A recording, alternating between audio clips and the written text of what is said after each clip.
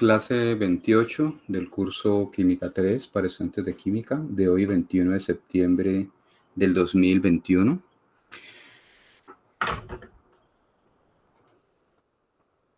Bueno, recuerden la evaluación del curso, jóvenes. Ingresen a este enlace o también pueden utilizar el enlace de aquí para que ustedes entonces hagan la evaluación de este curso de Química y también de los otros cursos, ¿no? Entonces, para poder entonces después entrar a analizar estos resultados, entonces por favor háganlo. Están aún a tiempo, el semestre no se ha acabado.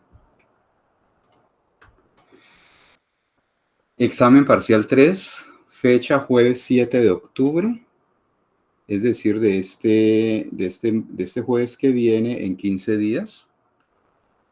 El mismo horario, las mismas condiciones para que por favor lo tengan presente y pues ya vayan preparando el examen. Entonces, ¿qué va a cubrir? Pues el tema que alcancemos a abarcar hasta la semana que viene. Ya la semana que viene, que es la semana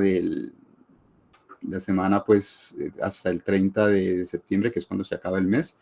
Entonces, hasta allí, entonces entra el tema del examen y ya la siguiente semana, entonces procederemos a hacer el examen parcial el 7. Por supuesto que la clase del martes 5, pues haremos sesión de taller para resolver dudas que tengan antes de presentar el examen. Bueno, ¿alguna pregunta con respecto a los exámenes?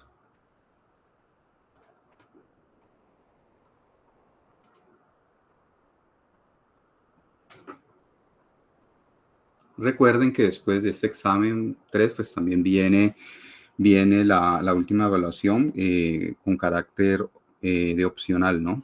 Para que ya tengamos todas las notas. Recuerden que de las 4 notas se descarta la nota más baja y se hace el promedio con las 3 restantes.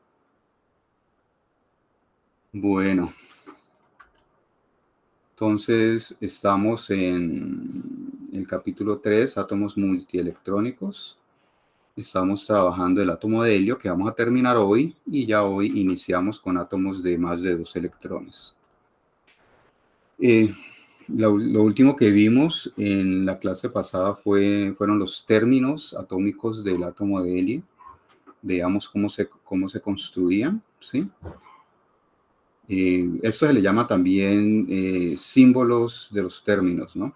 Entonces, un término atómico está representado por un símbolo que es este, ¿sí? Entonces ya sabemos que L es el número cuántico momento angular orbital total, representado por una letra mayúscula, y esta pues es la multiplicidad, que se obtiene por el número cuántico de spin total, ¿sí?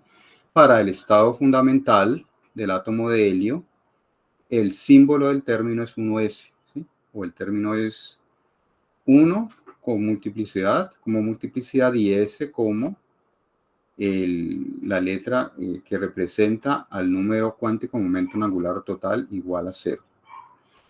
Recuerden diferenciar esta letra S mayúscula de esta letra S, que es el número cuántico de spin. Son dos letras diferentes, son misma letra, pero interpretación diferente.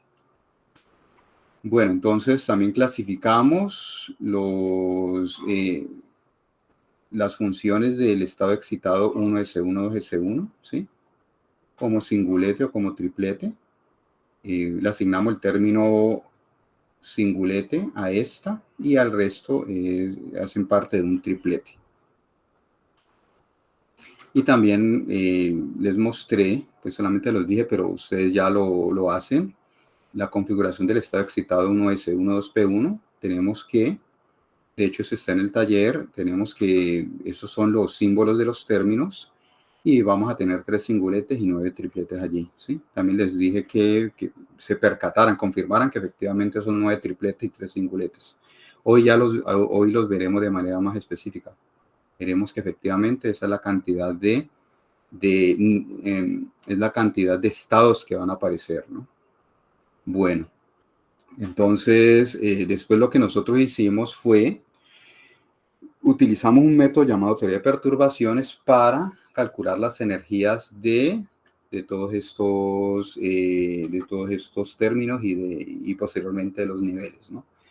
Entonces, recuerden en qué consiste teoría de perturbaciones. Teoría de perturbaciones, usted tiene un operador hamiltoniano.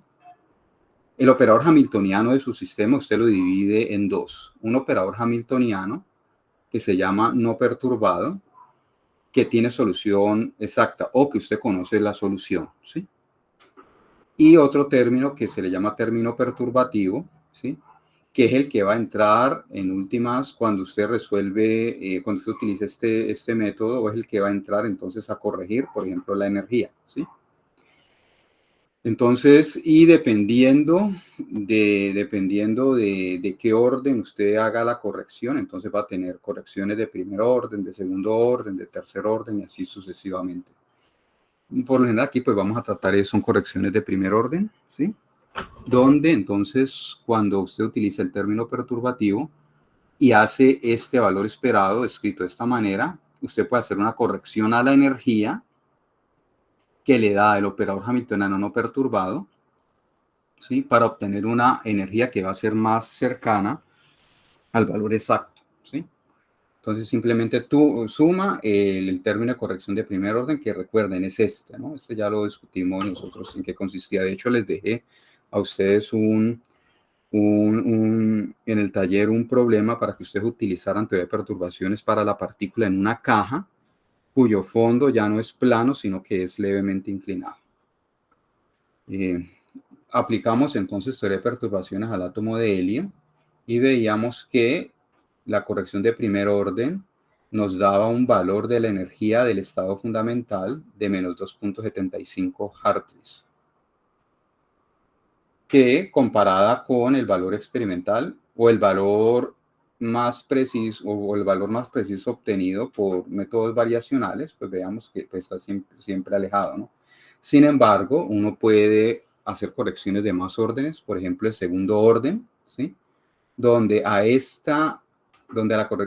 la energía con corrección de primer orden se le agrega otro término que es corrección de segundo orden, que se calcula de esta manera, y es más difícil de calcular, pero da una energía mucho más cercana, ¿sí? Ya con corrección de segundo orden. Y usted puede seguir haciendo correcciones hasta, por ejemplo, corrección de orden 13 o más, donde ya se da un valor que es prácticamente el mismo que se obtiene con el método variacional, ¿sí? Entonces, por métodos variacionales o teoría de perturbación, usted puede hallar las energías.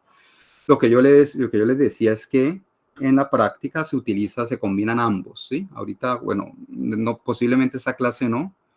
La clase que viene, que vamos a ver un método que se llama el método de Hartree-Fock, vamos a ver que en realidad se utilizan ambos métodos, métodos variacionales y teoría de perturbaciones para obtener valores precisos de la energía. Bueno, entonces así en esencia funciona. También les mencionaba por qué en este caso la corrección de primer orden no funciona tan bien. Para muchos casos, la corrección de primer orden ya es suficiente para obtener un valor de la energía muy bueno, pero eso depende en últimas es del término perturbativo. Es decir, el término perturbativo qué tanto afecta al sistema original, ¿sí? Al sistema no perturbado. Si la perturbación es pequeña, entonces teoría de perturbaciones de primer orden funciona muy bien. Pero si ya la perturbación no es tan pequeña, es un poco más grande, entonces ahí se requiere ya teoría de perturbaciones de segundo orden, ¿sí? Como lo vemos en el caso del átomo de helio, ya que el término perturbativo, cuando lo veíamos de esta manera, nos percatábamos que el término perturbativo es la repulsión interelectrónica. Entonces, la repulsión interelectrónica no es tan pequeña en realidad. Entonces, por eso es que hay que apelar a correcciones de más órdenes. Recuerden que en el átomo de helio, que también va a pasar para cualquier átomo multielectrónico, el término no perturbado va a ser el modelo de electrones independientes. Y el término perturbativo va a ser la repulsión entre los electrones. Aquí pues se ve sencillo porque pues es átomo de helio, pero más adelante veremos cómo se escribe esto para un sistema ya de más de 2 electrones. Bueno, entonces otra cosa que vimos es cómo pues al utilizar teoría de perturbaciones de primer orden, entonces se pueden estimar las energías, por ejemplo, de esta configuración del estado excitado. Aquí lo veíamos hasta el estado fundamental, también se puede trabajar estados excitados, ¿sí? Donde llegábamos a una conclusión.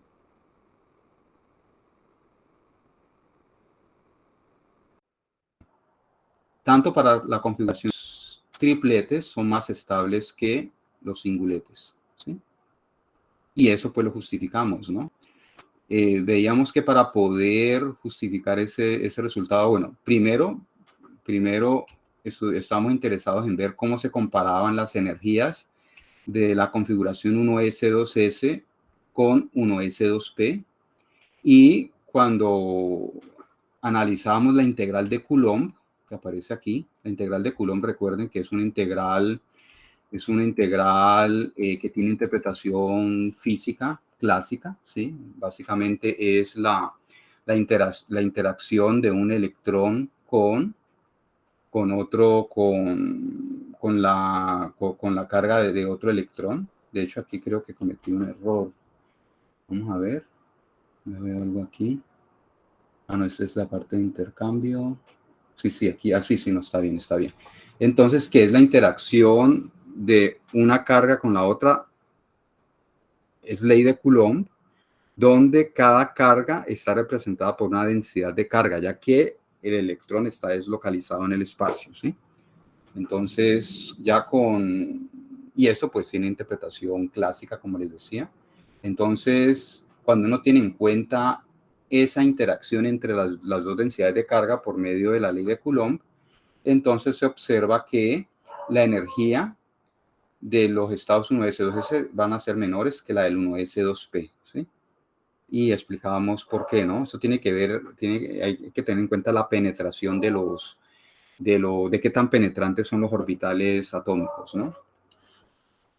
Y porque un triplete es más estable que un singulete, entonces ya hay que tener en cuenta es el término de la integral de intercambio, ¿sí? Que ya no tiene interpretación clásica, ¿sí? La integral de intercambio es un efecto puramente cuántico, que es el que da cuenta en últimas, o es el resultante de la antisimetría, del principio de antisimetría, ¿no? Y entonces veíamos que hay como una especie de correlación entre la función de onda espacial y la función de onda de spin, ¿sí? Que hace que el triplete sea más estable que el singulete. Eso se resume en lo que se llama la primera regla de Hund, que si usted tiene una configuración atómica, el término con la multiplicidad más grande será el de menor energía o el más estable, ¿no? Bueno, entonces de esa manera entonces podemos justificar entonces el orden de las energías. Aquí lo vemos efectivamente, ¿sí? Si uno no tiene en cuenta la interacción interelectrónica, la configuración 1s2s va a ser la misma que la 1s2p, la energía va a ser la misma. Pero si uno tiene en cuenta la repulsión electrostática, es decir, la integral de Coulomb, que tiene interpretación clásica, como les decía, entonces la configuración 1s2p va a tener más energía que la 1s2s. Pero si uno tiene en cuenta, como les decía ya, la integral de intercambio o la indistinguibilidad que se da por medio del principio de antisimetría, el triplete va a ser más estable que el singulete, ¿sí? Recuerden que este orden en realidad se obtiene con teoría de perturbaciones de tercer orden. Teoría de perturbaciones de primer orden no alcanza a dar esta diferencia, ¿sí? Pero acá sí, ya con tercer orden ya se alcanza a obtener. Sí, Laura Sofía. Profe, buenos días. Buenos días. Es que yo me preguntaba si, como usted dice que es más estable, me preguntaba si eso significaba que la energía era menor. Menor, correcto. Es que no me queda muy claro qué significa que es más estable. Más estable significa que, por ejemplo, vamos a ponerlo de una manera pues coloquial, ¿no? Supongamos que hay una pareja de esposos, ¿no? Usted habla, uy, esta relación sí que es estable, ¿sí? Y hay otra pareja de esposos que usted dice, esta relación no es tan estable.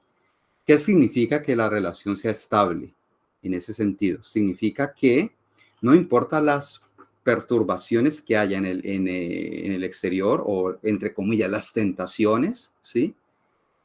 la pareja se mantiene unida, ¿sí? Entonces, mientras que una pareja menos estable puede darse por esa situación, por ejemplo, ¿no? Que algún miembro de la pareja ceda, por ejemplo, ante tentaciones externas. Entonces, una relación inestable y la relación se va a romper, ¿no? Entonces, mayor estabilidad, ¿qué significa? Significa que en términos de átomos y de moléculas, que usted tiene que aplicar mucha más energía para poder romper el sistema, ¿sí? Menos estabilidad, menos energía para poder romperlo, ¿sí? Entonces, entre más negativa sea la energía, que significa que va a ser menor, tiene que agregarle usted más energía para destruir el átomo de helio, por ejemplo, entonces más estable, ¿sí? Así como en las relaciones que yo le mencionaba, de alguna manera también es eso. Si usted quiere romper una relación, por ejemplo, si alguien quiere romperla, no usted, sino alguien, entonces tendría que perturbar muy fuerte el sistema, tendría que dar tentaciones muy fuertes de alguna manera para poder romperla, ¿no? Y entre más estable la tentación tiene que ser más y más fuerte. Entonces acá también va como en ese sentido. ¿Sí me entiende, Laura Sofía? Sí, profe, muchas gracias. Bueno, de nada, Laura Sofía. Diego, Muy buenos días, profesor. buenos días. Profesor, tengo una duda con eh, eso de teoría de perturbaciones de tercer orden. En este caso no se obtiene solamente con el término de intercambio, con la integral de intercambio. Correcto, ¿qué pasa? Es No que, lo entiendo. o sea, teniéndolo en las diapositivas, como que se me vuelve un poco confuso, ya que como en este curso no vamos a abarcar en teoría de perturbaciones de tercer orden, entonces es como que, No, pero hay una cuestión, Diego, es que esto es solamente para ver ese orden que sea más.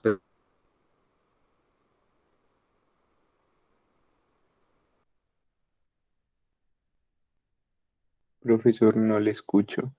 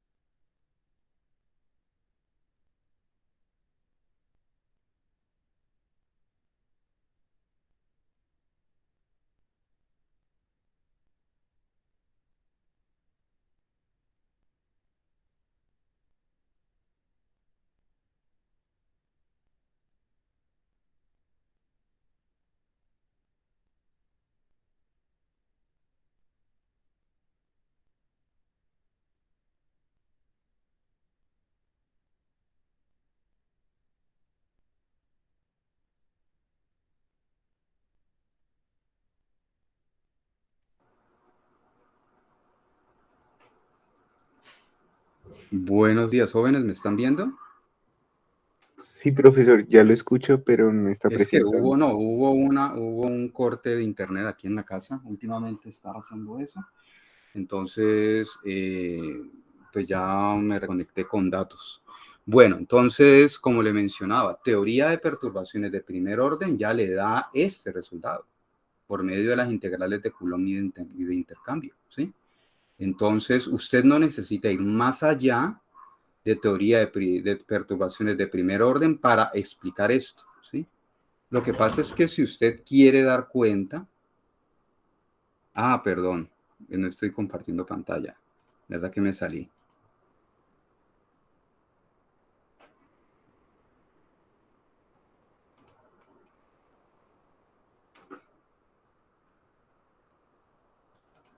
Listo, entonces como yo les mencionaba, teoría de perturbaciones de primer orden ya le da que los estados del triplete son más estables que que los singuletes, ¿sí? Eso ya usted ya lo obtiene en realidad, ¿sí?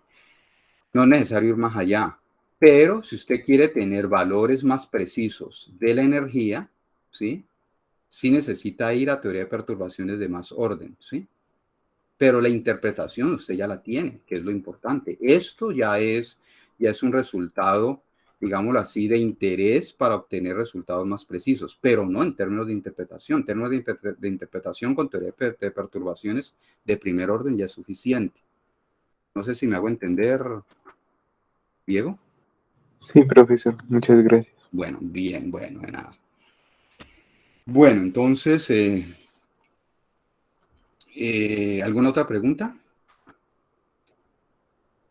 Profe, yo me preguntaba si aquí no se puede aplicar el método variacional en los estados excitados. Recuerden que en estados excitados es más complicado utilizar método variacional, ¿no? Entonces, igual se hace, ¿sí? Se hace como primera aproximación y después se utiliza teoría de perturbaciones. Cuando vamos al método Hartree-Fock lo veremos. Pero teoría de perturbaciones es un método bastante utilizado porque sí permite llegar más podemos decirlo, de una manera más eficiente a las energías de los estados excitados, ¿sí? Pero igual teoría de perturbación, el método variacional se utiliza como primera aproximación, ¿sí? Cuando veamos el método Hartree-Fock, ahí lo voy a detallar un poquito, ¿sí? Pero veremos que efectivamente se utiliza el método variacional también como primera aproximación. Bueno, ¿alguna otra pregunta?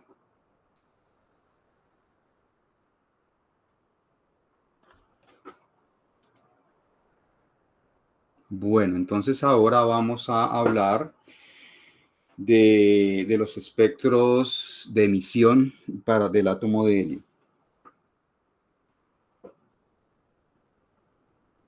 Entonces, bueno, aquí ¿qué tengo? Aquí tengo yo el espectro de emisión en la región del visible del átomo de hidrógeno, que ya sabemos, son estas lineecitas, y lo comparamos con el espectro de emisión en la región del visible del helio. Recuerden que en la región de ultravioleta y en la región del infrarrojo también hay líneas, ¿no? Lo que pasa es que no se pueden ver, ¿sí? Por eso entonces les muestro nomás la porción del visible. ¿Qué vemos aquí? Vemos, si comparamos los dos, vemos que hay más líneas en el visible en el espectro de emisión del helio comparado con el del hidrógeno, ¿sí? Entonces ahora vamos a ver por qué. Bueno, entonces eso se hace mediante estos diagramas de energía, ¿sí? Donde entonces aquí tenemos el diagrama de energía del átomo de hidrógeno, que ya lo conocemos, ¿sí? Solamente que para poder comparar con el diagrama de energías del átomo de helio, vamos a hacer unos pequeños cortes por aquí en la energía para poder irnos a una energía más baja. Vea que para el estado de más baja energía del hidrógeno es alrededor de menos 0.5 Hartz, ¿sí? Pero para el helio necesitamos llegar hasta menos 0.9. Entonces vean lo que yo hice. Lo que yo hice fue como un corte aquí,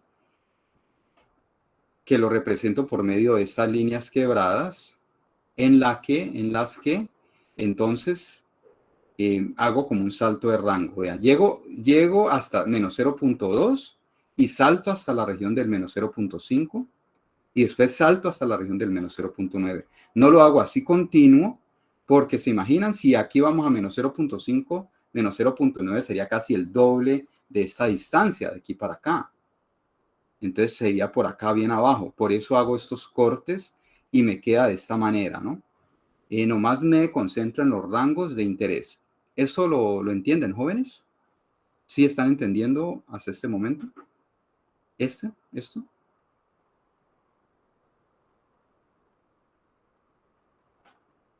Profe, yo no lo entendí muy bien. A ver, vamos a ver qué le queda de Laura Sofía. ¿Qué específicamente de pronto qué es lo que no entiende? Dígame, a ver. Si usted ve este diagrama, dígame qué entiende. Si usted ve esto. Los cortecitos, profe.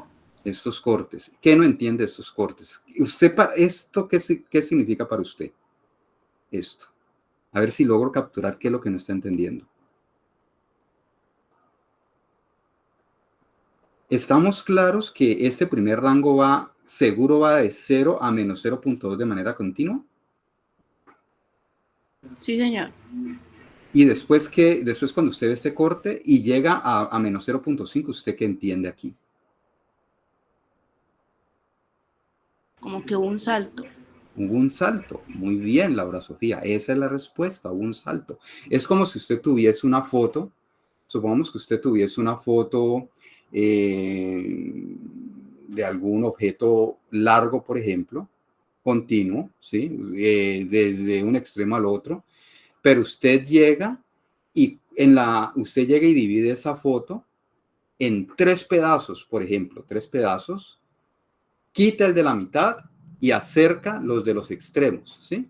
Entonces usted ve el extremo izquierdo y ve el extremo derecho, pero no ve lo del centro, porque ha hecho ese salto, ha hecho ese corte. Esto es lo mismo. ¿Sí me entiende ahora, Laura Sofía? Sí, profe, ya, muchas gracias. Bien, bueno, bien, bien. Entonces, hago y muy bien la palabra que utilizó Laura, es un salto, o sea, es un salto de aquí hasta la región donde está el menos 0.5. Después, a mí ya no me interesa 0.6, 0.7, porque ahí no hay nada interesante, no hay niveles, ¿sí? Entonces me voy a la región del 0.9, ¿sí? Donde sí voy a encontrar niveles. Estos saltos, ¿por qué los hago? Es porque ahí no hay nada interesante, no hay niveles que yo necesite analizar. Como les digo, es como si usted tuviese ese objeto largo, usted no estuviese interesado en analizar el centro del objeto. Entonces, quita la foto del centro y se concentra en los extremos donde hay algo interesante para analizar. Entonces, aquí es lo mismo, ¿no? Entonces, vea que para el átomo de hidrógeno no hay problema, porque para el átomo de hidrógeno, vea que hasta poquito menos de menos 0.1, usted tiene esos niveles, pero el siguiente nivel está alrededor de menos 0.5. Entonces, en toda esta región de acá, que va de menos 0.2 hasta más abajo de menos 0.4, usted no tiene nada. Entonces, ahí no ocurre nada, no interesa tenerlo. Por eso hago este corte. ¿Sí lo ve? Justo el corte va desde menos 0.5, desde menos 0.2 hasta menos 0, hasta antes de menos 0.5, porque aquí no hay nada para analizar. Listo.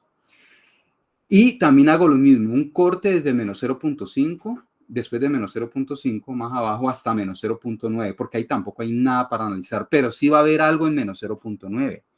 Alrededor de menos 0.9 voy a encontrar una energía del átomo de helio, un nivel de energía del átomo de helio. Entonces aquí lo podemos comparar, vean. Utilizo los mismos cortes, vean, para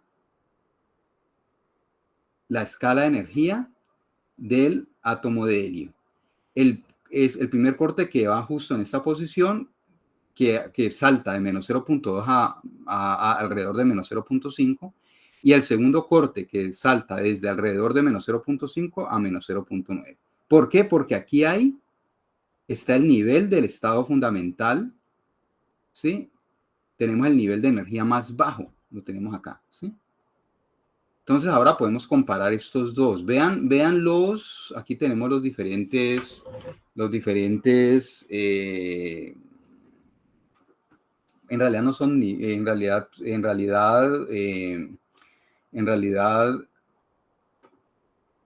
aquí tenemos son las energías de los términos. Aquí los tengo como configuración electrónica, vean.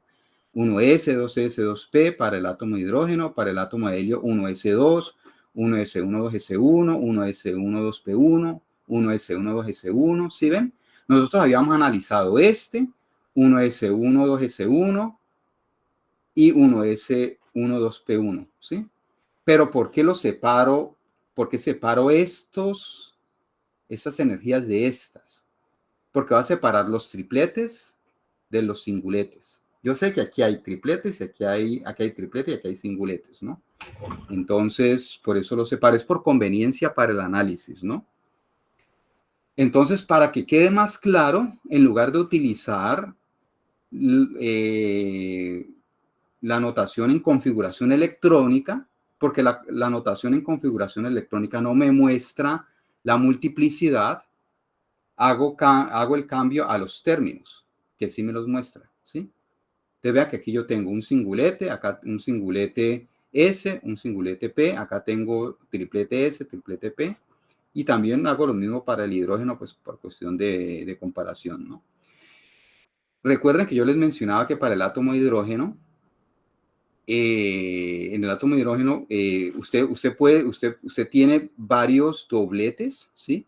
Dobletes S, varios dobletes P, varios dobletes D, pero uno diferencia un doblete S de otro es por el número cuántico principal N, que va aquí, ¿sí? Acá técnicamente no hay número cuántico principal en el átomo de helio, pero ¿qué se hace? Se utiliza el número cuántico principal dentro de la aproximación orbital del electrón excitado. No electrón que esté en el orbital de más baja energía, sino el que le sigue. Entonces la configuración 1S1, 2S1 se va a convertir en la configuración, en el término 2, 1S. Aquí como también tenemos 2P, también va a ser 2, acá 2, acá 2, pero acá tenemos 3. El átomo, el electrón de más alta energía va a tener, dentro de la aproximación orbital, va a estar en un orbital 3S, 3P o 3D. Entonces, por eso es que tenemos aquí un 3, ¿sí? Entonces, de esta manera podemos distinguir, ¿sí? Diferentes singuletes, ¿sí? Ya sean S o P, ¿sí? ¿Sí? Dependiendo de qué estado excitado yo esté hablando. De hecho, eso está relacionado con una pregunta que había hecho Diego Alejandro la otra vez. Y de esa manera usted los diferencia en realidad, ¿no? Entonces, estos estados, a pesar de ser singuletes, S son diferentes. En realidad, estos términos son diferentes porque está acompañado de este número cuántico acá para representarlo. Bueno, entonces este es el arreglo de energía de estos términos, ¿no? Y recuerden, separamos los singuletes de los tripletes, ¿no? Por conveniencia, ¿no? Por conveniencia los separamos. Ahorita vamos a ver por qué.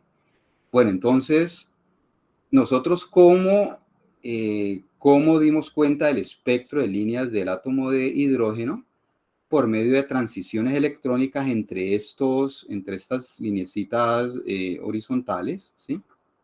Entre estos términos y los otros, que debían satisfacer reglas de selección, ¿sí? Estas eran las reglas de selección que habíamos visto, pero aquí no estábamos interesados en la regla de selección para el número cuántico J. Entonces, porque el número cuántico J implica acople spin-órbita. Y recuerden que el acople spin-órbita, la diferencia que hace en las energías es muy pequeña. Entonces, en realidad no va a ser de nuestro interés, porque en esa escala que tenemos acá ni siquiera se va a ver. Entonces, el delta J no nos va a interesar, ¿sí? Vamos a concentrarnos en estas reglas de selección y habíamos visto las diferentes posibles transiciones entre estos niveles sin tener en cuenta interacción spin-órbita. Lo tenemos de esta manera, ¿sí? Eso ya lo habíamos visto. Entonces resulta que para el átomo de helio también hay reglas de selección. Las reglas de selección son delta L igual, para estas configuraciones electrónicas, delta L igual a más o menos 1 y delta S igual a 0, ¿sí? Delta S mayúscula y delta L mayúscula. Delta S mayúscula, ¿qué significa? Delta S mayúscula significa el cambio en el número cuántico de spin total. Pero recuerden que el spin total, para un valor de spin total, de número cuántico spin total, usted va a tener una multiplicidad específica. Entonces, este delta S igual a 0 significa que las transiciones se dan entre estos términos que tengan la misma multiplicidad. Por eso es que los separamos. Separamos eso para poder ver las diferentes transiciones que respeten esta regla de selección. Entonces, las transiciones son de esta manera. Entre los singuletes son estas y entre los tripletes son estas. ¿Sí lo ven? Singulete, entre los tripletes, ¿sí? ¿Qué conclusión sacamos acá? Primero, vemos que entre esos estados que tienen, entre estos términos que tienen energía similar, ¿sí? Comparado con el átomo de hidrógeno, vemos que hay menos transiciones en el átomo de hidrógeno que en el átomo de helio. En el átomo de helio hay más transiciones. Como hay más transiciones, es de esperar que en una región del espectro haya más líneas, ¿sí? Como ocurre en el visible. Vamos a tener más líneas debido a que hay más transiciones allí, ¿sí?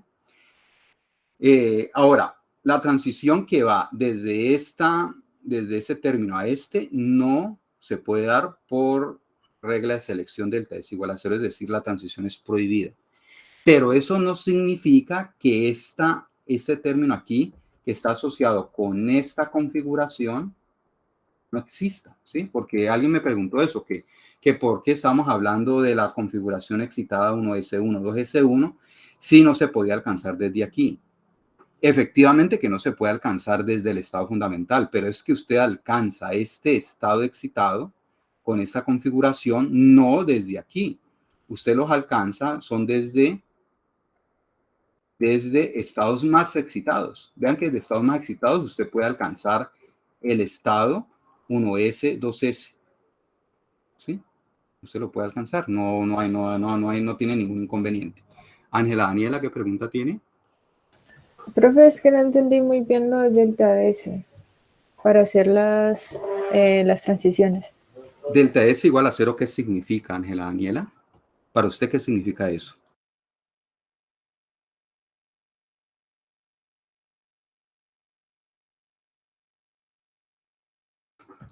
A ver, ¿Esa Ángela. no es el cambio Eso. de la multiplicidad? Si usted tiene delta S igual a 0, ¿esto qué le está diciendo usted? Esta expresión delta S igual a 0. Que el cambio de la multiplicidad es igual a 0. ¿Y qué significa que el cambio en la multiplicidad sea igual a 0? ¿Eso qué significa? Que no hay cambio en multiplicidad, ¿cierto? Ah, ok. Entonces, si no hay cambio en multiplicidad, usted tiene que ir desde un término que tenga una multiplicidad dada hasta otro término que tenga la misma multiplicidad. Usted no puede irse desde este término que tiene multiplicidad 3 a ese término que tiene multiplicidad 1, porque no se cumple esto. ¿Sí? Sí, profe, ya. Gracias. Bueno, listo. Excelente, excelente, Ángela, Daniela. Bueno, entonces, ¿alguna otra pregunta?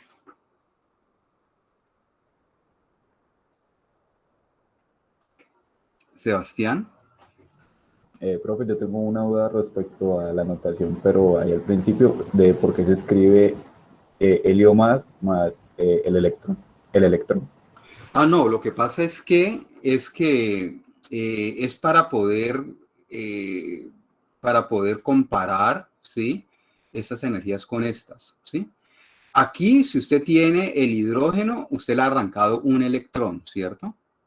Y usted define ese como su energía cero. Un protón y un electrón completamente separados, ¿sí?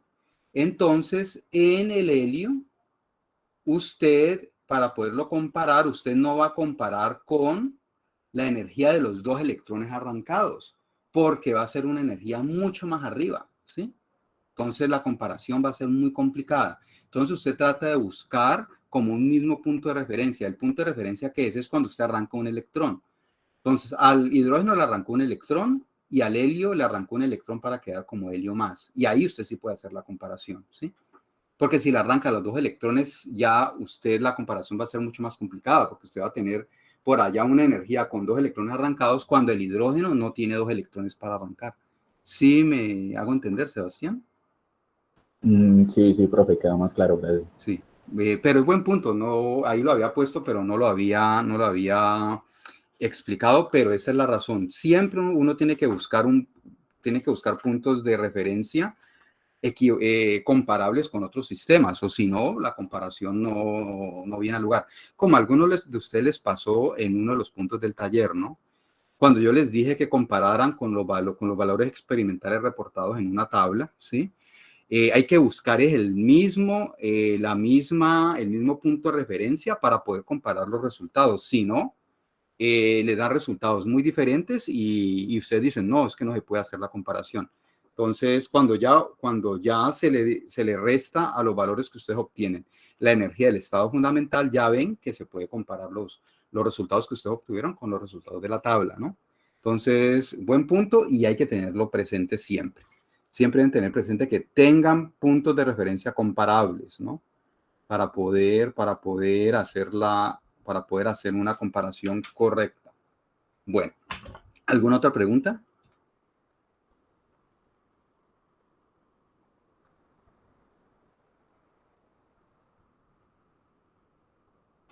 Bueno, entonces continuemos.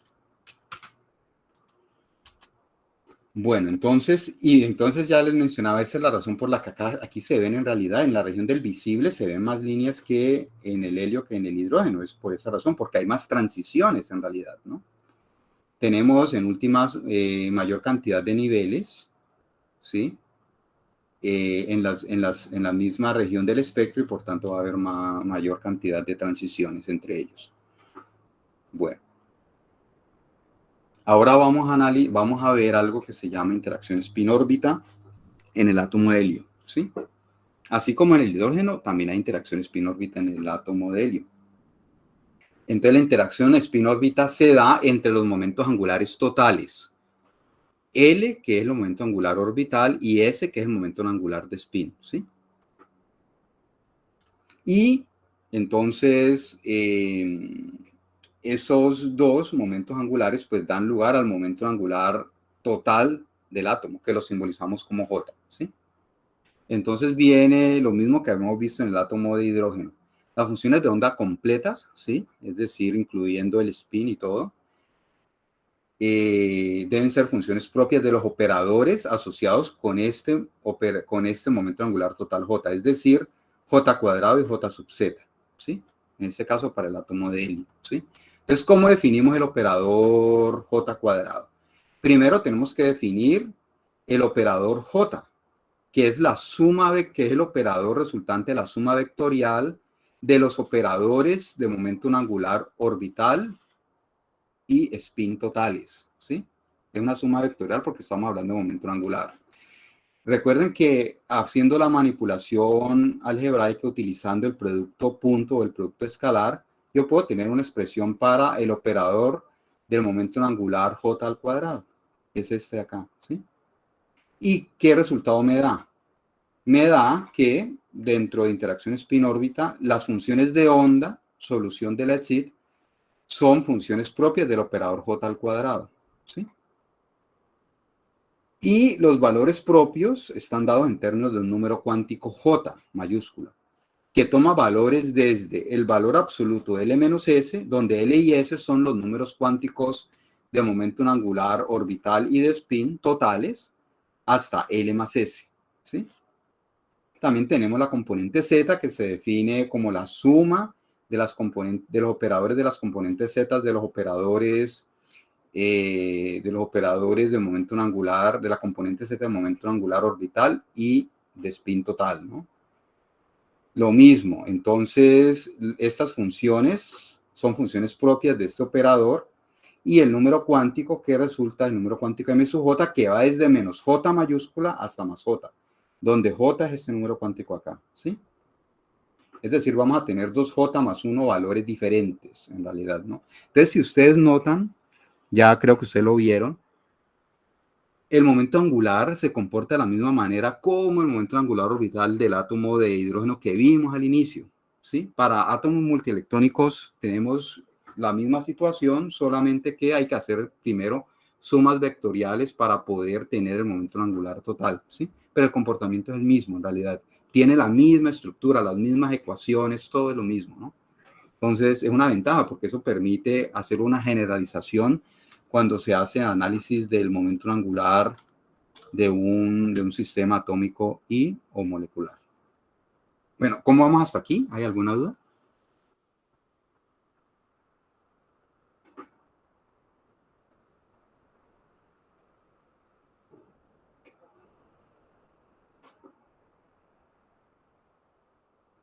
Bueno, continuemos a ver. Entonces vamos a ver los niveles atómicos. Ya cuando uno tiene interacción spin-órbita, ya uno no habla de términos, sino de niveles, ¿sí? Recuerden que esto, venga, se los muestro acá.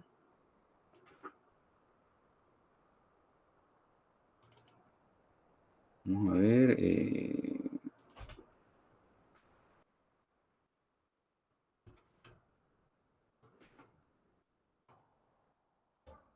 Recuerden lo que hemos visto para el átomo de hidrógeno, se aplica para cualquier átomo, ¿no? tenemos la configuración electrónica, ya sabemos de qué trata.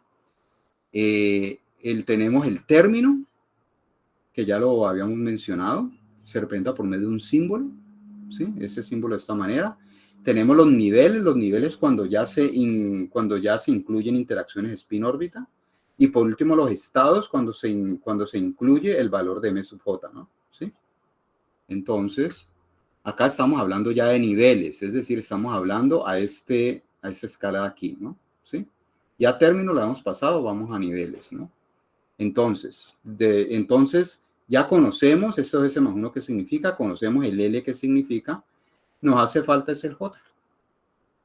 Si agregamos el J, entonces ya tenemos los símbolos ya no son términos, sino que se van a llamar niveles. Por ejemplo, para el nivel fundamental 1S, 1S con los dos electrones allí, 1S2, ¿sí? ¿Cuánto vale L en ese caso? 0. L vale 0, muy bien. Y si L vale 0, entonces, ¿cuál va a ser la letra que nos va a representar acá? S mayúscula. S mayúscula, muy bien. ¿Cuánto vale en ese caso S?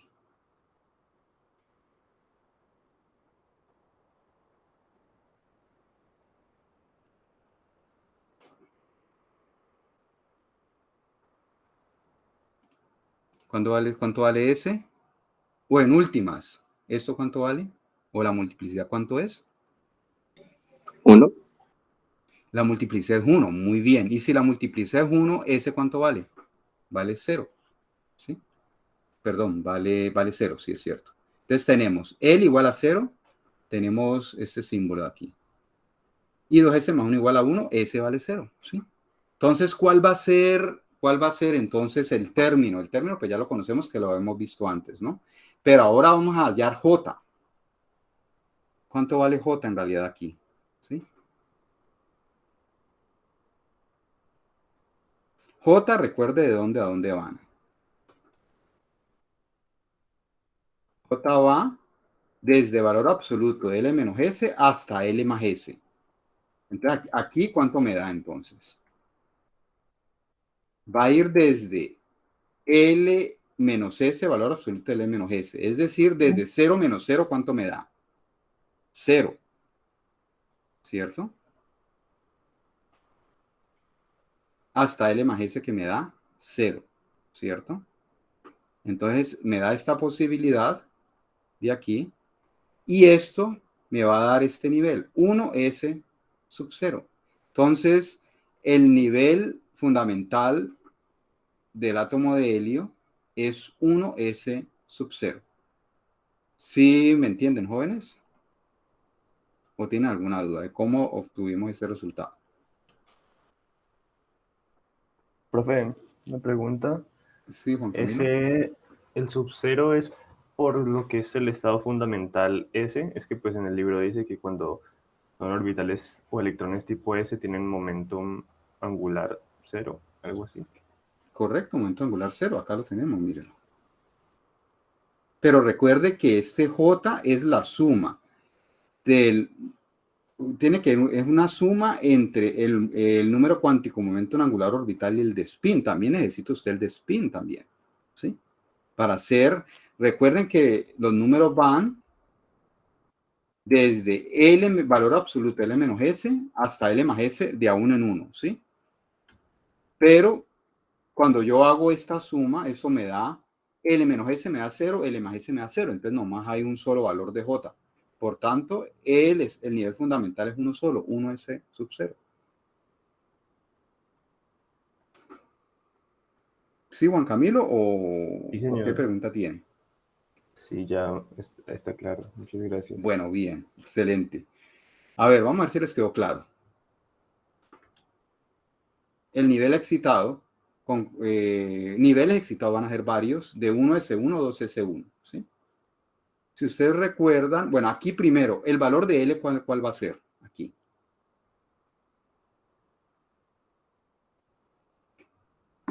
¿0? También. 0 también, muy bien. El valor de L es 0. ¿sí? Entonces, la letra va a ser S. Ahora viene el 2S, viene la multiplicidad. ¿Se acuerdan ustedes qué multiplicidad teníamos para ese estado, para esta configuración electrónica? Nosotros la vimos. Aquí está, por acá, no, está por acá.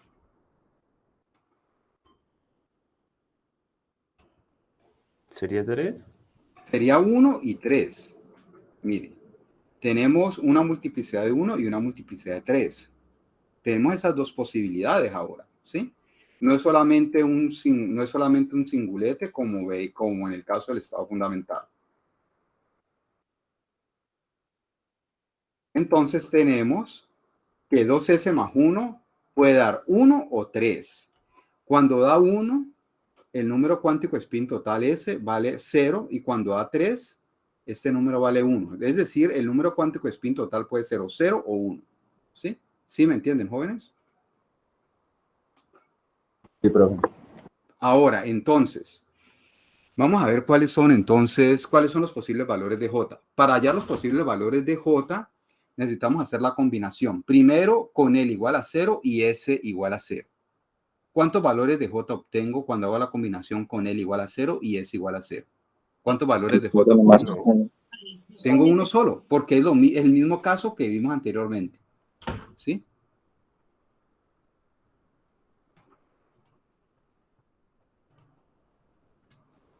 Entonces tenemos el mismo caso de aquí. ¿Sí? Pero tenemos el otro caso. ¿El otro caso cuál es? Es cuando L vale 0 y S vale 1. ¿Sí? Entonces, ¿cuántos valores de J va a tener yo allí? 3. ¿Por qué 3?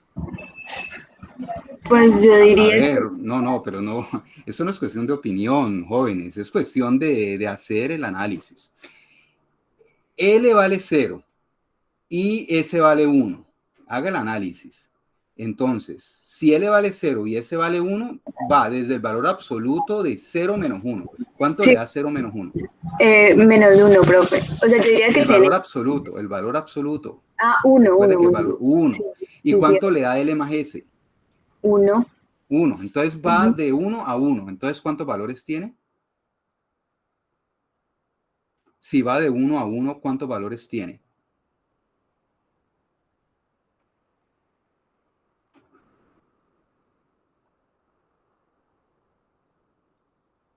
A ver, jóvenes. Uno solo. Muy bien, Ángela Daniela. Si va de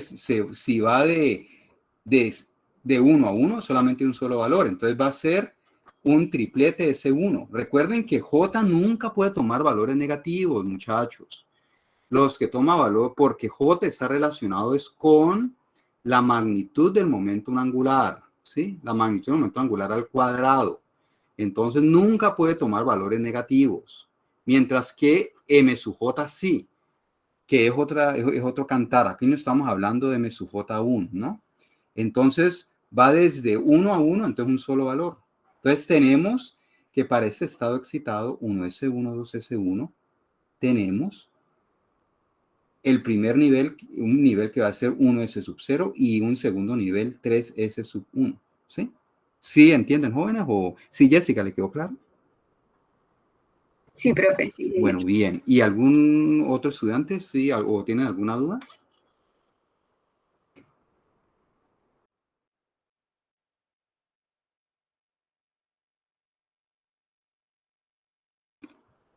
Bueno, sigamos entonces. El 2 del diagrama pasado. ¿De cuál diagrama? ¿Cuál diagrama? ¿El diagrama? ¿Cuál diagrama, Diego?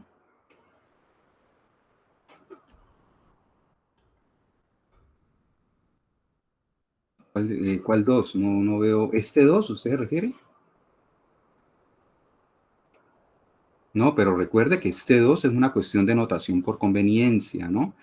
Recuerde que este 2 es para poder diferenciar estos términos, porque usted tiene varios términos en configuraciones excitadas que tiene un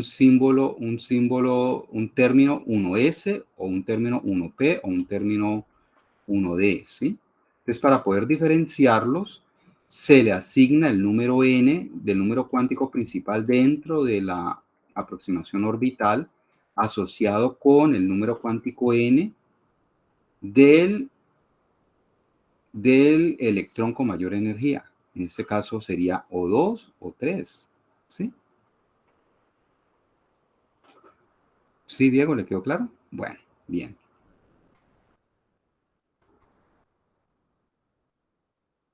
Bueno, listo, Diego. Con gusto. Bueno, entonces vamos acá. Hasta aquí. ¿Alguna pregunta, jóvenes? ¿O les quedó claro? ¿A alguien no le quedó claro?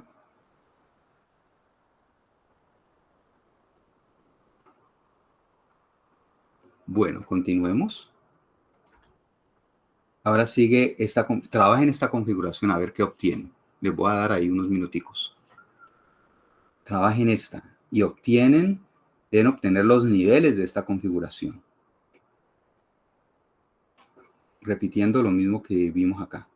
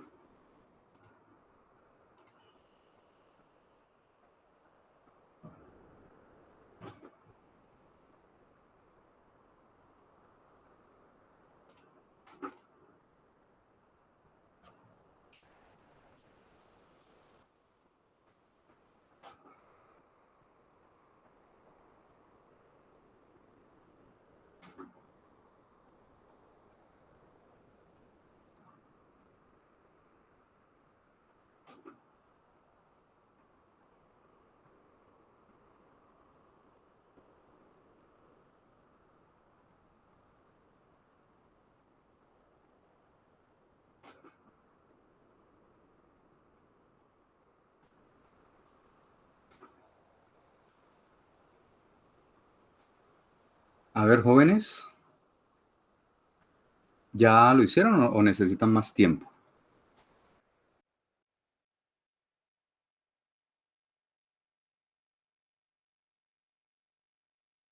Vamos a ir avanzando un poquito.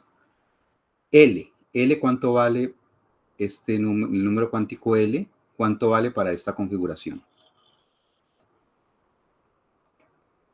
1. Muy bien, Jessica, vale 1. Excelente. La multiplicidad, recuerden, puede ser 1 o 3. ¿Estamos de acuerdo? ¿Se acuerdan que la multiplicidad para este era 1 o 3? También para este caso es 1 o 3, ¿sí? Bueno. Entonces, ahora obtengan el número cuántico J para los valores del número cuántico J para S igual a 0. ¿Qué les da? ¿Cuántos términos les da? ¿Cuántos valores de J les da? Pero a mí me dio 3. Me dio uno, profe. A mí también me dio 1. Es 1, muy bien, correcto. Entonces, Edward me parece que fue el que habló, no vi. Da 1, no da 3. Mucho cuidado con esta suma. A ver, si L vale 1 y S vale 0, ¿cuánto vale L menos S? Edward, ¿cuánto vale? Valdría 1. 1, entonces sería el valor absoluto de 1, que da 1. Va desde ese valor hasta L más S. Y 1 más 0, ¿cuánto le da? También 1. 1. Entonces, ¿cuántos valores de J va a tener si va desde 1 hasta 1? Sería 1. 1, no 3. Muy bien. Ese sería Pero el primero. yo lo estaba haciendo para el caso de que valía 1. ¿no? Sí, pero es que vamos en orden, Edward. Listo. Yo primero les Listo. hablé con S igual a 0. Entonces, estamos en ese caso y después vamos para el otro caso. Bueno, listo. Entonces, en este caso va toma nomás solamente el valor de 1. Por tanto, el término, el símbolo del nivel es este. ¿Estamos de acuerdo?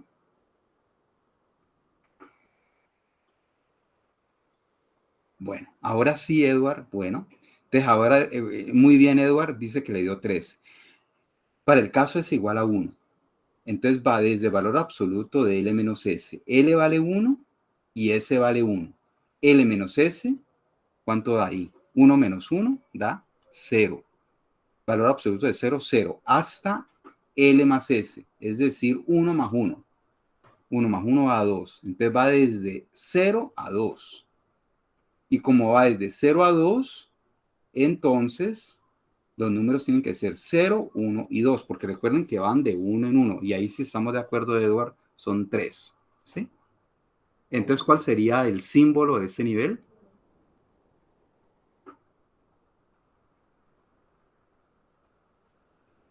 Tendría 3 símbolos para ese caso. Correcto, muy bien. Serían 3 símbolos. 3p sub 0, 3p sub 1 y 3p sub 2.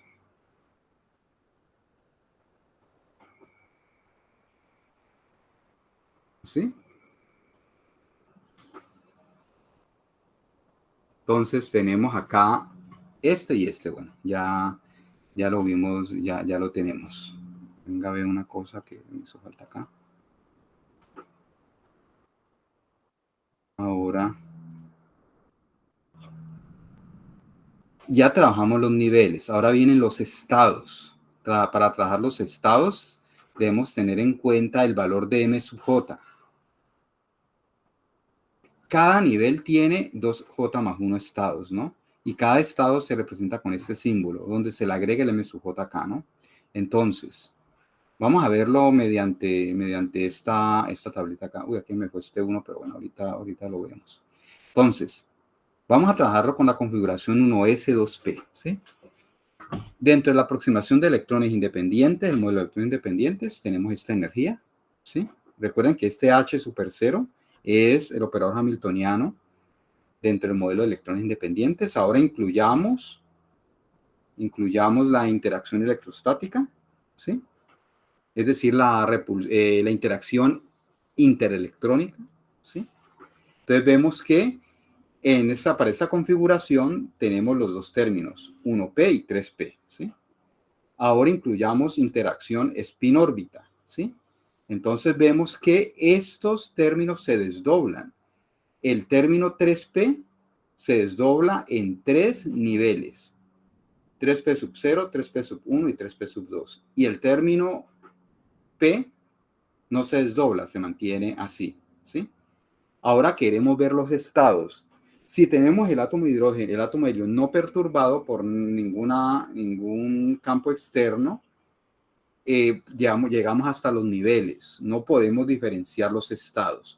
Pero si sometemos el átomo de helio a un campo magnético externo, ¿sí? Efecto Zeeman para el átomo de helio, sí podemos separarlos. Sí podemos ver que vean, este triplete 3p sub 2 en realidad tiene 5 estados. 3p sub 1 tiene 3, 3p sub 0 tiene 1 y el 1p sub 1 tiene 3. Y aquí están representados con m sub j. Este sería m sub j menos 2. Recuerden que m sub j va desde menos j hasta más j. Como j vale 2, entonces va desde menos 2 hasta más 2 pasando por 0. Como este j vale 1 en este nivel, entonces va desde menos 1 a 1. Y así sucesivamente estamos, ¿no? Entonces vean, singuletes, ¿cuántos tenemos? Tenemos 3 singuletes, que era lo que yo les había mencionado anteriormente. ¿Cuántos tripletes tenemos? Tenemos 9 tripletes. De esos 9 tripletes, tenemos 5 que están en este nivel 3p sub 2, 3 que están en este nivel 3p sub 1 y uno solo que está en este nivel 3p sub 0. Aquí tenemos 9 tripletes y 3 singuletes, lo que habíamos visto anteriormente, que yo les había mencionado, ¿sí? Entonces aquí ya los podemos clasificar, de hecho. ¿Alguna pregunta, jóvenes?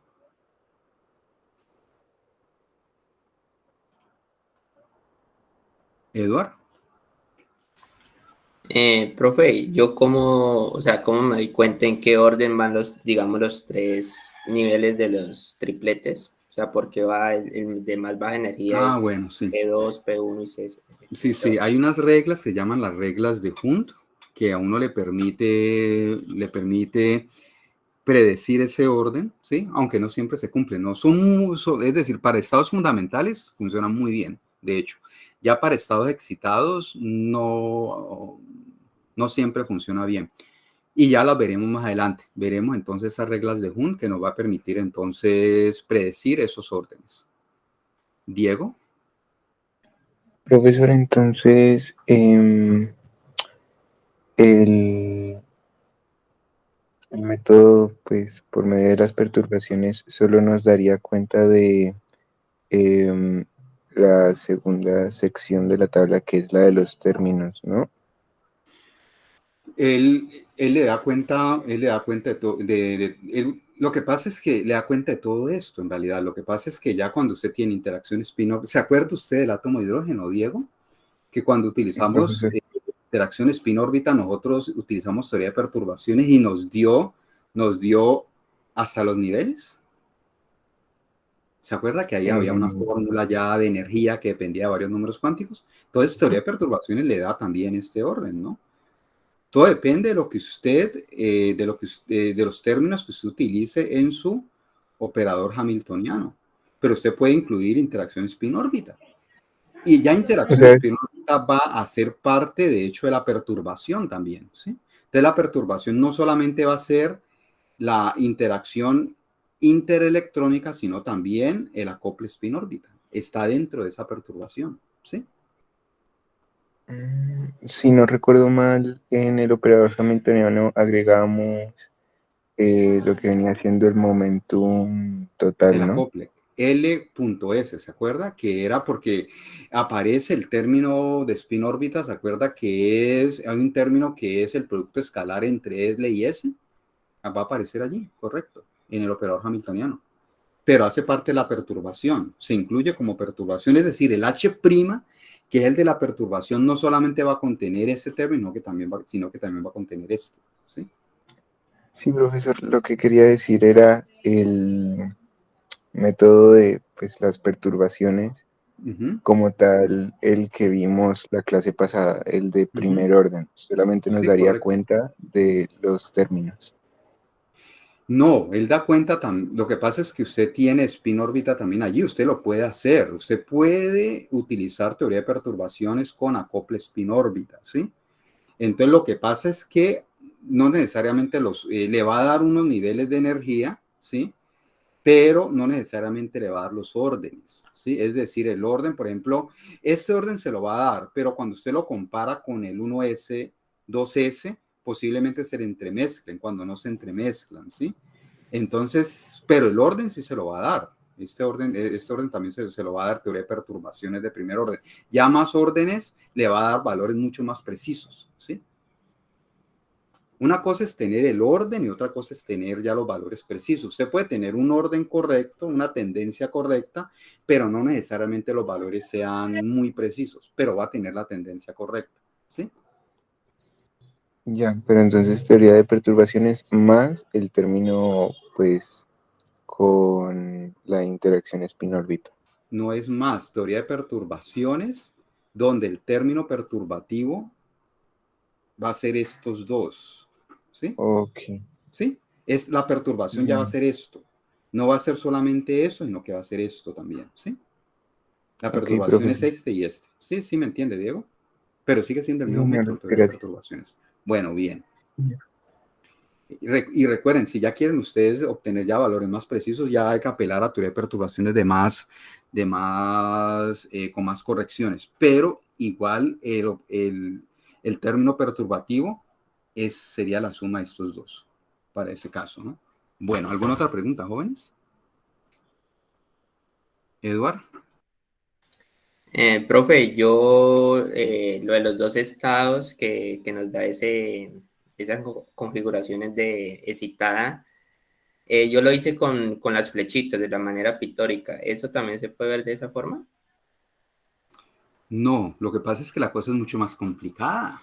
Es decir, uno hace combinaciones de flechitas y todo, pero como yo le mostraba que Laura Sofía tenía la inquietud, es que a veces se representan con las flechitas hacia arriba. En realidad hay situaciones en las que son combinaciones de diferentes configuraciones con las flechitas, ¿no? Lo que pasa es que uno lo hace de manera pictórica nomás con unas flechitas, pero en realidad eso es una cuestión pictórica, pero la realidad es más complicada. La realidad es combinaciones de todas esas posibles configuraciones, ¿no? Es ahí como, sí, eso son combinaciones de configuraciones en realidad, ¿no? Entonces, la manera correcta es representarlo con esos niveles, en realidad. Uno lo hace con esas flechitas de una manera muy cualitativa, pero la manera correcta es hacer todo ese tratamiento. Todo ese tratamiento para obtener los símbolos de los niveles, por ejemplo, ¿sí? Pero usted no puede decir para un nivel específico, no, es que este es con todas las flechitas hacia arriba o todas las flechitas hacia abajo. A veces cumple, pero no siempre. Eso a veces resultan ser combinaciones de varias configuraciones. Entonces, solo las flechitas sí le permite obtener el número de estados, que yo les dije que lo hicieran, eso lo pueden hacer, pero ya clasificarlos ahí todo, eso ya no puede hacerlo usted. ¿Sí? ¿Sí me hago entender, Eduardo?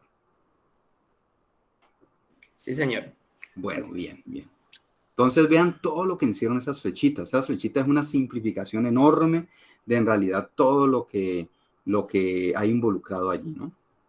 Bueno, ¿alguna otra pregunta, jóvenes?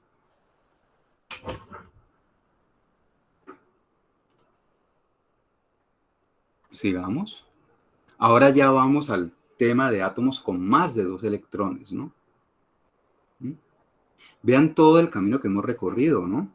Comenzamos con introducción a la mecánica cuántica, trabajamos con sistemas muy sencillos, partículas en una caja, y todo eso nos ha podido, hemos estado construyendo a partir de allí ya modelos más y más elaborados, ¿no?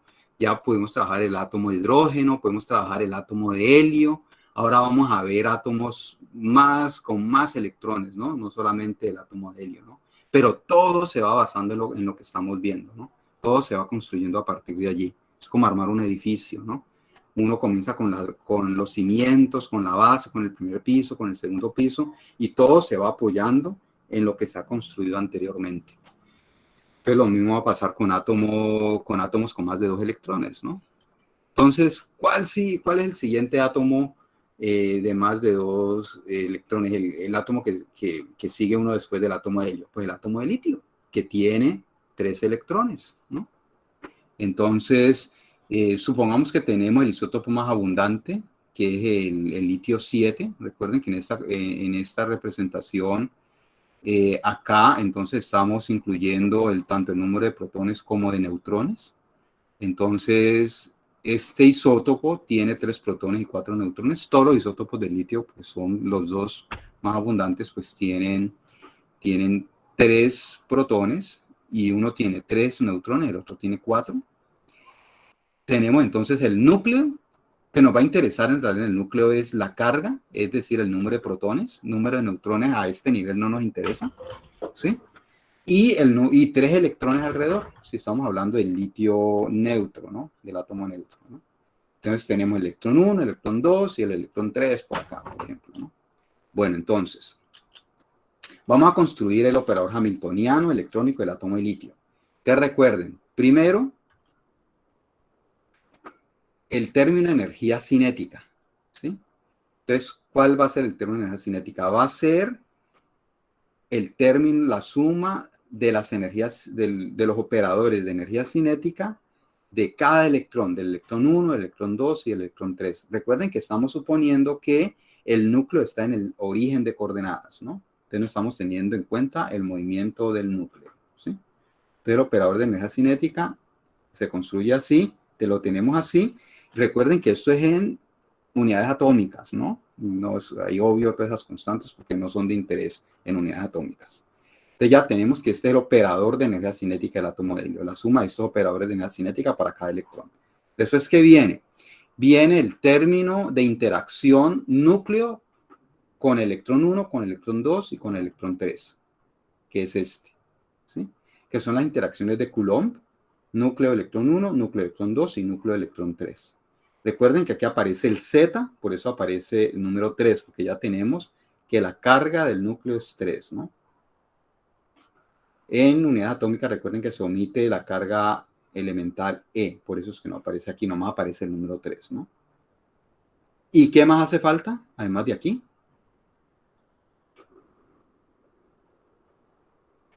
Interacción electrón-electrón. Interacción electrón-electrón. ¿Cuántos términos en la interacción electrón-electrón vamos a tener ahí?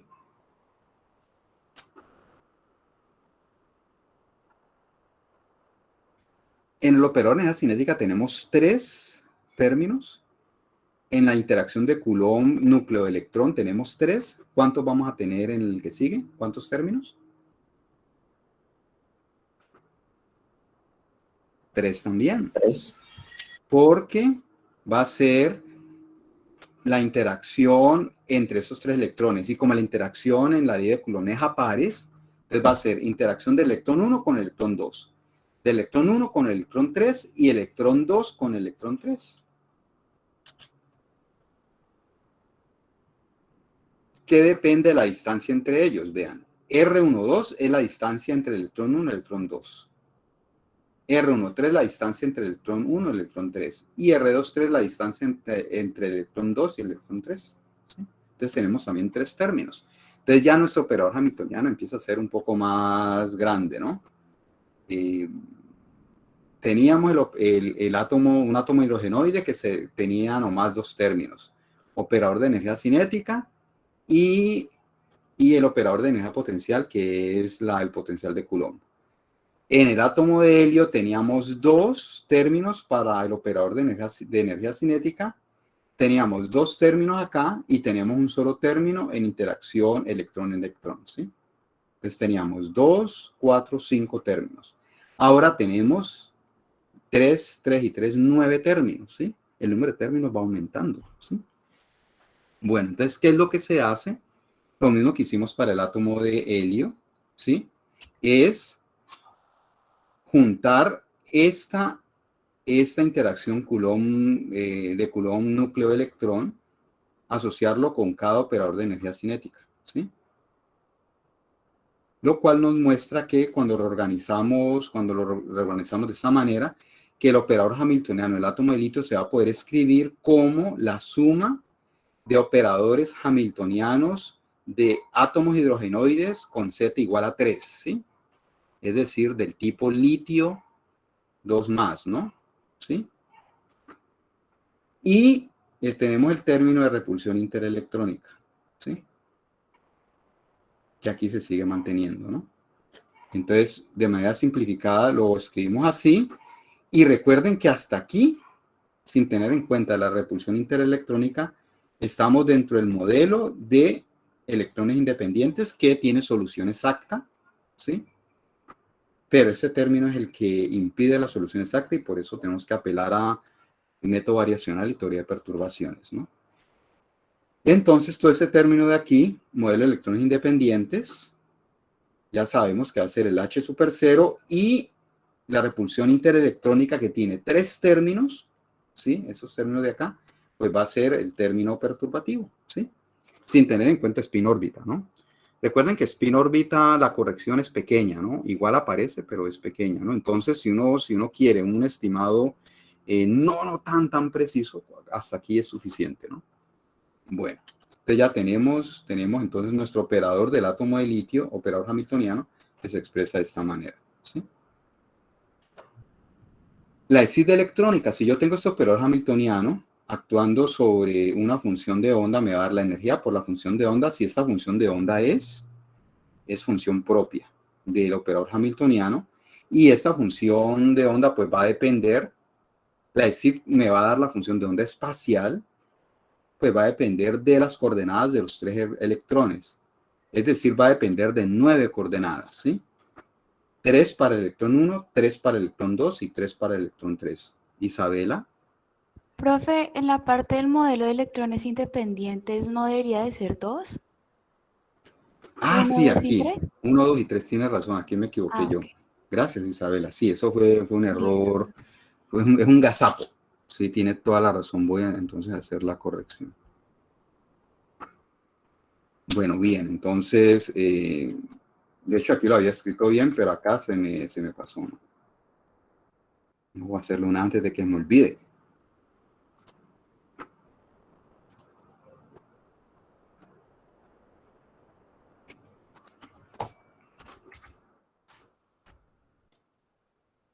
Listo, ya quedó corregido. Gracias, Isabela.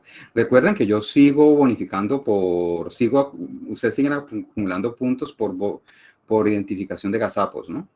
Bueno. Listo, entonces, la ESID, ¿sí? Si no se puede resolver la del átomo de helio, que tiene nomás un solo término de repulsión interelectrónica, sí que menos el del átomo de litio, que tenemos 3 términos allí, ¿no? Entonces, hay que utilizar los métodos aproximados, ¿no? Esos métodos aproximados toman como base el modelo de electrones independientes y la aproximación orbital, ¿sí? Ya como veremos, se va a llamar el método de Hartree-Fock, que es el método que se utiliza para resolver la ESID de un sistema multielectrónico, no solamente átomos, sino también moléculas, ¿no? Bueno, entonces,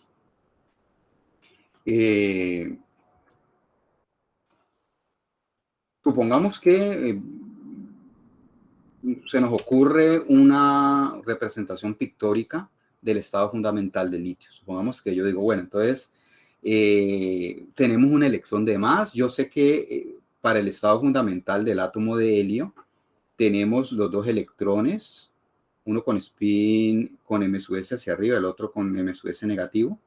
Y entonces, como para el átomo de litio vamos a tener otro electrón, entonces supongamos que lo metemos aquí, en el orbital 1s, dentro pues, de la aproximación orbital, ¿no? Entonces voy a tener esta representación pictórica hipotética del estado fundamental, ¿sí? El de menor energía porque el orbital 1s es el de menor energía, ¿sí? En los átomos hidrogenoides, ¿sí? En el átomo hidrogenoide correspondiente. Entonces, dentro de esta aproximación orbital, ¿sí? La configuración sería 1s3, supongamos. Yo la postulo, digo. Entonces, vamos a ver si esa configuración es válida o no, ¿sí? Entonces, ¿qué hago? Voy a construir la función de onda electrónica hipotética para esta configuración hipotética, ¿sí? Entonces, yo sé que mi función de onda, ya como yo necesito incluir el spin, mi función de onda va a depender de las 3 coordenadas espaciales de los electrones y de 3 coordenadas de spin, sigma 1, sigma 2, sigma 3, ¿sí? Entonces va a depender en últimas de 12 coordenadas ya, no de 9, sino de 12. Y yo digo, bueno, entonces voy a utilizar spin orbitales, entonces voy a utilizar el spin orbital sigma 1s alfa, por ejemplo, para describir el electrón 1, 1s beta para describir el electrón 2 y 1s alfa para describir el electrón 3. El electrón 3 puede ser alfa o beta, entonces yo escojo alfa, por ejemplo, ¿no? No hay más posibilidades, ¿cierto? Porque recuerden que la función de spin tiene que ser o alfa o beta, la función de spin monoelectrónica. Entonces, el tercer electrón no tiene que ser la confusión de spin alfa o beta. Entonces, escojo alfa, ¿sí? Entonces, escribo entonces mi función monoelectrónica, ¿no? De manera simplificada, ustedes saben que en lugar de utilizar los vectores de posición R o la coordenada de spin sigma, utilizamos números, ¿no? Para la función de onda total, este 1 significa la coordenada espacial R1 y la coordenada de spin sigma 1. El 2, lo correspondiente, aquí me faltó una coma de hecho, voy a corregirlo de una vez para que no se me olvide después.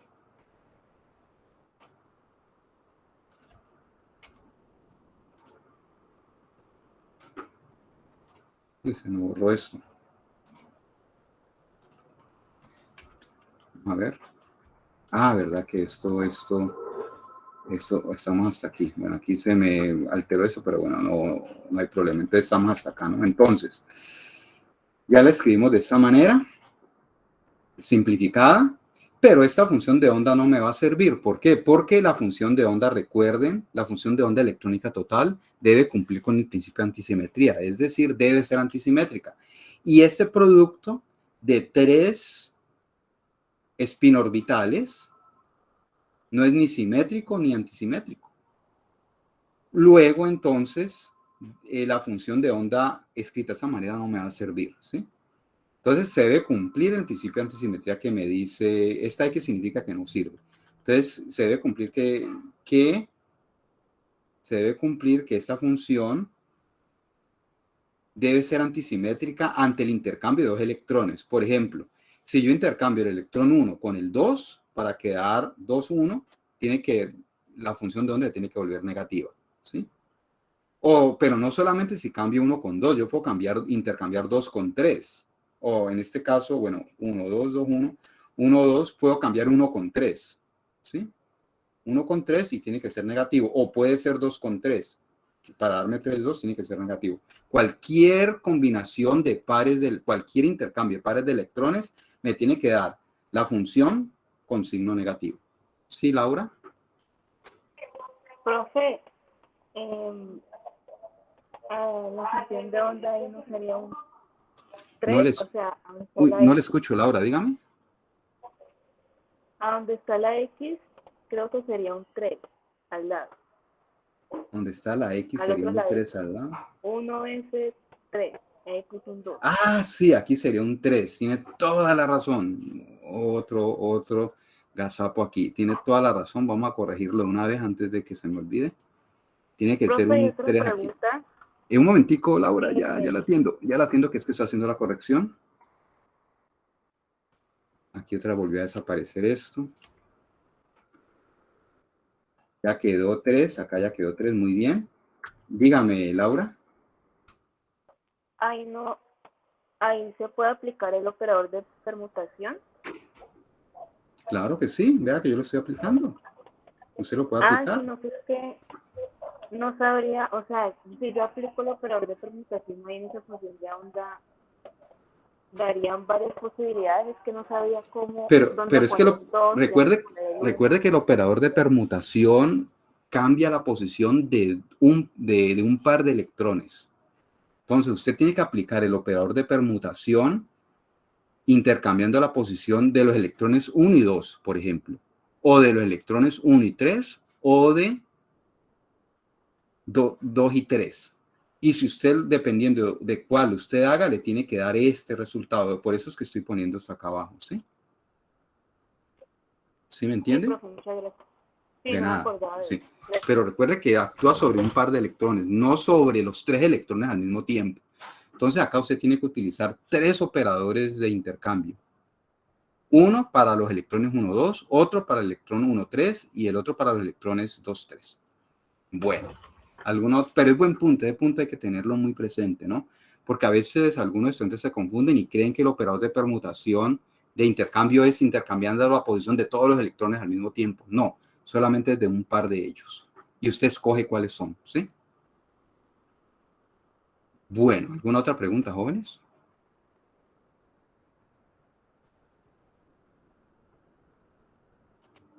Bueno, continuemos. Entonces resulta que si yo quiero construir una función de onda que cumpla con el principio de antisimetría, yo sé que hay una manera de hacerlo. Es utilizando determinantes de Slater, ¿sí? Entonces yo sé que si escribo mi función de onda como un determinante de Slater, automáticamente se me cumple la condición de antisimetría, ¿sí? Automáticamente obtengo una función que es antisimétrica, ¿sí? Entonces escribo mi determinante para mi configuración hipotética, ¿sí? Para esta configuración hipotética. Recuerden cómo se escribe el determinante, ¿sí?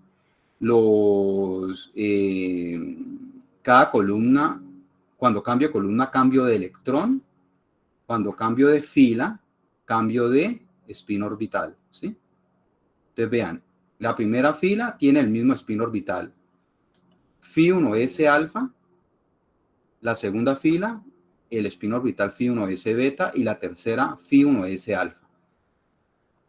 Esta columna, el electrón 1, es el electrón 2 y esta columna el electrón 3. Si usted expande este determinante, lo va a dar de tarea que lo hagan, va a obtener 0, ¿sí? ¿Por qué? si ustedes vieron álgebra lineal, ustedes ya vieron álgebra lineal, ¿cierto? Parece que sí, en tercero ya se ha visto. ¿Sí ya lo vieron? Sí, profe. Bueno, bien, Isabela, gracias. Entonces, por allá, si no estoy mal, a ustedes les dijeron que si usted tiene un determinante y en ese determinante una fila se repite con otra, es decir, hay dos filas iguales o dos columnas iguales, el determinante da 0, ¿sí? Entonces acá ese resultado es como consecuencia de esta característica de los determinantes. Resulta que la primera fila y la última fila son iguales. Vean, son iguales. Por tanto, el determinante le tiene que dar 0, ¿sí? Esto entonces nos conduce al principio de exclusión de Pauli, pero se expresa como el principio de exclusión de Pauli, ¿no? Pero antes de esto, les quiero mostrar una forma abreviada de escribir un determinante de Slater. Escribir esto siempre es engorroso, entonces lo que se suele se suele escribir de manera simplificada es utilizar el término det, que es determinante, y entre estas líneas verticales, escribir solamente la diagonal del determinante. Es una forma compacta de escribirlo. El determinante, si usted quiere trabajar con el determinante en sí, tiene que expandirlo de esta manera. Pero para escribirlo de manera compacta, usted lo hace de esta manera y ya sería suficiente. Entonces, usted puede escribir este resultado como esto, diciendo que este determinante, escribiéndolo con la diagonal, no únicamente, es igual a 0. ¿Sí? Ahorita vamos a utilizar esta anotación. Hay otra anotación que también que utiliza Chamizo, voy a ponerla aquí, la puse más adelante, es que en lugar de utilizar la función alfa o beta, utiliza para alfa una flechita hacia arriba, para beta una flechita hacia abajo, alfa una flechita hacia arriba, ¿no? Esa la ven ustedes allí en el libro de Chamizo. Voy a incluirla aquí, la incluí más adelante, ¿no? Pero voy a hacerlo aquí para que ustedes entonces, cuando vean Chamizo, no se confundan. Bueno, entonces, esto nos conduce entonces al principio de exclusión de Pauli. El principio de exclusión de Pauli nos dice que en un mismo átomo, dos electrones no pueden tener los mismos valores de los 4 números cuánticos n, l, m sub l y m sub s, ¿sí? Usted lo recuerda. ¿Por qué? Porque si usted tiene esta situación, el determinante de Slater le va a dar 0. Entonces, es una ventaja del determinante de Slater, que a la vez hace que se cumpla el principio de exclusión de Pauli, que es el principio que sale del principio de antisimetría en últimas, ¿no? Todo esto es por el principio de antisimetría, que es para garantizar que los electrones no sean distinguibles, porque en mecánica cuántica partículas idénticas son indistinguibles, ¿no? Entonces, la configuración, por ejemplo, hipotética 1s3 del litio, ¿no? La que teníamos. Yo puedo describir cada electrón con un conjunto de números cuánticos. El primero, este primerito, el número cuántico n, recuerden que eso es dentro de la aproximación orbital, ¿no? ¿Sí? Yo puedo decir que el electrón 1 tiene n igual a 1, l igual a 0, m sub l es 0 y m sub s más un medio, porque la flechita está hacia arriba. El que le sigue tiene estos 3 números cuánticos iguales y el segundo y el último menos un medio porque la flechita es hacia abajo. Y el primero va a coincidir con el último, el tercero va a coincidir con los 4 números cuánticos del primero, ¿sí? Y esto me conduce a un determinante de Slater igual a 0. Por tanto, esa configuración no puede existir, ¿sí? Entonces aquí ustedes ven entonces los determinantes de Slater, ¿qué tan útiles son? Porque también le garantizan la antisimetría que se ve reflejada en el principio de exclusión de Pauli, ¿sí? Entonces ya a esta altura ustedes ya entonces deben tener más indicios de ese principio de exclusión de Pauli, qué implicaciones tiene, ¿no? Una configuración electrónica que viole el principio de exclusión de Pauli arroja una configuración inexistente que no existe, porque va a arrojar funciones de onda iguales a 0, ¿sí? No existen, ¿sí? Bueno. Entonces esta configuración, la X, no existe. Entonces, ¿qué configuración podría ser válida? La configuración 1S1, 2S1, por ejemplo, escribirla de esta manera, ¿sí? donde el tercer electrón ya no esté descrito dentro de la aproximación orbital por el orbital 1s, sino por el orbital 2s. Por ejemplo, con espina hacia arriba, ¿no? Entonces, efectivamente, si usted escribe los 3 conjuntos de números cuánticos para cada electrón, le va a dar que por lo menos difieren en un número cuántico. Vean, por ejemplo, para electrones 1 y el electrón 1 y el electrón 3, difieren en n, ¿sí? Los otros números cuánticos son iguales menos n. Electrón 1 con el 2 difieren en m sub s. Entonces, si difieren en por lo menos 1, ya usted tiene una configuración válida, ¿no? ¿Sí? En este caso, pues una configuración del estado fundamental. Ustedes saben que además de irse para arriba, también usted puede tener la configuración 2S con la flechita hacia abajo también, ¿no? Pero aquí lo tenemos hacia arriba, ¿no?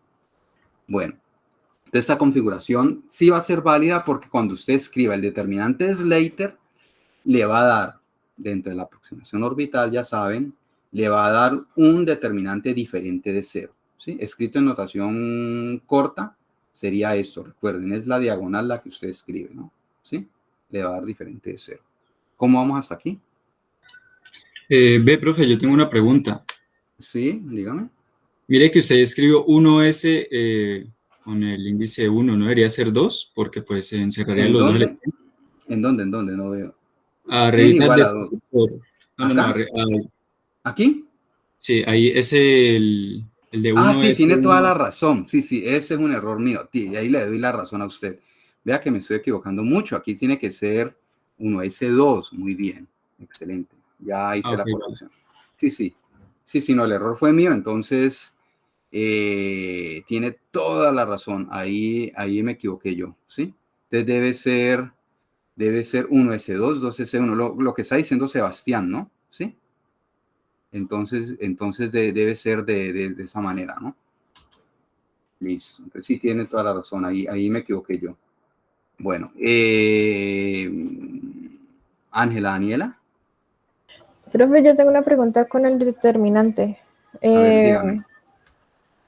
O sea, no entiendo cómo es que uno sabe con qué número se tiene que multiplicar, porque por lo menos con el helio se multiplicaba la mayoría de las veces con 1 sobre raíz de 2. Y esta vez es 1 sobre raíz de 6. No, buen punto. Yo no lo mencioné, Ángela. Es que este es el factor de normalización. Y el factor de normalización va a depender del número de electrones que usted tenga. En general va a ser n factorial, ¿sí?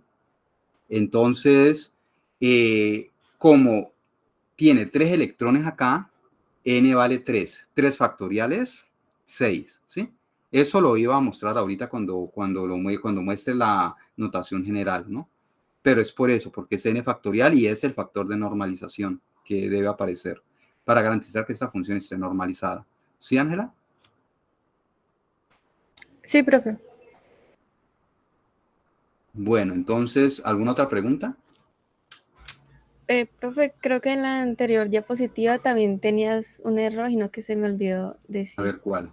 Ahí en el primero, en el determinante de arriba, ¿no sería beta en el del medio? Sí. Sí, muy bien. Aquí debe ir un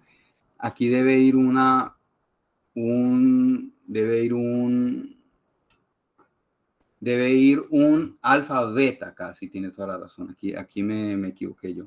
Vamos a corregirlo una vez porque son tantos que si no los corrijo una vez se me olvida. Alfa beta.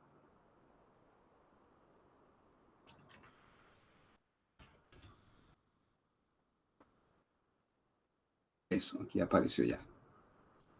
Apareció el alfa y el beta. Muy bien, bien.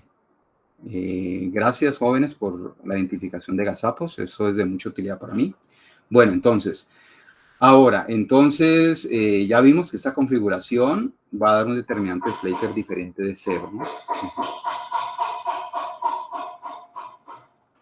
Bueno. Ahora viene el operador hamiltoniano electrónico de un átomo multielectrónico, ¿no? Venga, veo cuánto me hace falta porque siempre, como hemos abarcado hoy bastante tema.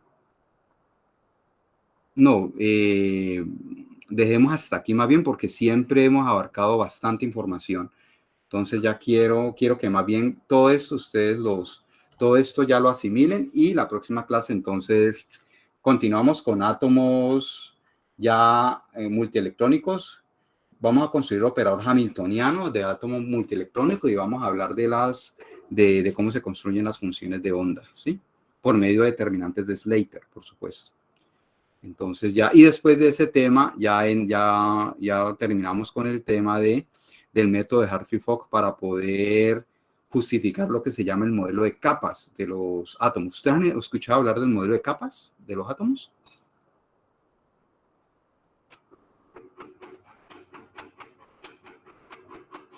Profe, es lo de KLMN. Correcto, sí es cierto que uno dice que los átomos, los electrones en un átomo multielectrónico están ubicados en capas, como si fuesen una cebolla ahí, ¿no?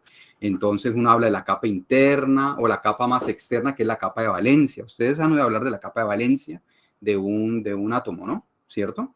De los electrones de valencia. Los electrones de valencia están en la capa de valencia, que es la capa más externa. Las otras capas son las capas internas. ¿Sí les han oído hablar han oído escuchar esos términos? Sí, profe. Eso es el modelo de capas. Ahí están hablando, que es un modelo. En realidad, esas capas, en realidad salen del modelo que les va a mostrar la clase que viene, del modelo de átomos multielectrónicos y que obviamente da cuenta de resultados experimentales, ¿no? Pero ya lo dejamos para la próxima clase, para no saturarlos con tanta información. ¿Alguna pregunta, jóvenes?